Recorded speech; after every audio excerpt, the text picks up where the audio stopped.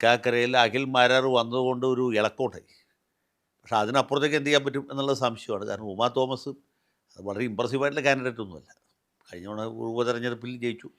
P T തോമസിൻ്റെ ഒരു hello അവിടെ ഉള്ളതുകൊണ്ട് അതിനപ്പുറം. പക്ഷേ സി പി എമ്മിൻ്റെ സ്ഥാനാർത്ഥി ഈക്വലി പറഞ്ഞു മനസ്സിലായില്ല.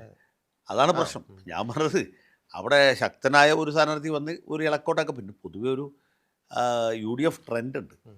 ആ ട്രെൻഡ് അവിടെ ഉണ്ട്. Trend anti incumbency ഭയങ്കരമായിട്ടുണ്ട്.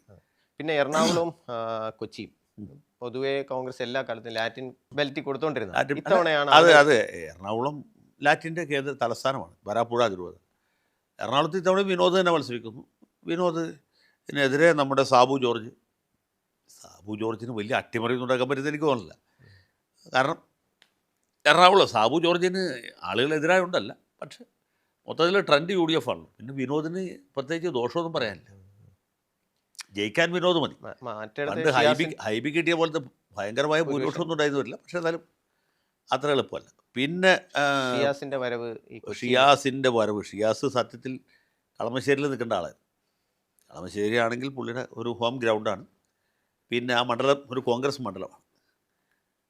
അതിന് പകരം ഷിയാസിനെ കൊച്ചിയിൽ കൊണ്ടുനിർത്തി. കൊച്ചിയുടെ പ്രശ്നം എന്ന് വെച്ചാൽ മട്ടാഞ്ചേരി അല്ല കൊച്ചി. മട്ടാഞ്ചേരി ആയിരുന്നപ്പോൾ കുഴപ്പമില്ല. മട്ടാഞ്ചേരി ആയിരുന്നപ്പോൾ പോലും ലാറ്റിനാണ് കൂടുതൽ. പിന്നെ ഇബ്രാഹിം കുഞ്ഞ് അത്രയും ചാതുര്യമുള്ള ആളായിരുന്നുകൊണ്ട് പള്ളിക്കാരെയൊക്കെ പുള്ളി ആദ്യമേ പാട്ടിലാക്കി. അങ്ങനെയാണ് ഇബ്രാഹിം കുഞ്ഞ് ജയിച്ചത്. ഇബ്രാഹിം കുഞ്ഞ് വേറെ വലിയ പ്രതിഭാസമായിരുന്നു. അപ്പോൾ ഷിയാസിന് ആ ഒരു ബുദ്ധിമുട്ടുണ്ട്. ഈ സാമുദായിക കൊച്ചി രൂപത മെത്രാൻ ഇടഞ്ഞു നിൽക്കുകയാണ്. അത് നിർണായകമായിരിക്കും. ഒരു പ്രശ്നം തന്നെയാണ്. മാത്രമല്ല KJ മാക്സി സാധാരണ ഇതിൽ കൊച്ചിയിൽ ചെവാവുന്ന ഒരു സ്ഥാനാർത്ഥി അല്ല കൊച്ചിയിൽ. പക്ഷേ മാക്സി കഴിഞ്ഞ 10 കൊല്ലം കൊണ്ട് വളരെ ജനകീയനായി. പഴയ മാക്സി അല്ല. പിന്നെ എല്ലാവരുമായിട്ടും നല്ല മാൻ ടു മാൻ റിലേഷൻ ഉണ്ട്. മാർക്സിസ്റ്റുകാരനാണ്, അജാന ബാഹുവാണെങ്കിൽ പോലും ആളുകളുടെ ഇടപെടാനറിയാം. എല്ലാവരുമായിട്ടും ഒരു കണക്ഷൻ ഉണ്ടാക്കി വെച്ചിട്ടുണ്ട്. ഒന്ന് തൃപ്പൂണിത്തുറയും വൈപ്പിനും അതെ, അതിൽ തൃപ്പൂണിത്തുറയും വൈപ്പിനുമാണ്. അത് വലിയ കോമഡിയാണ്.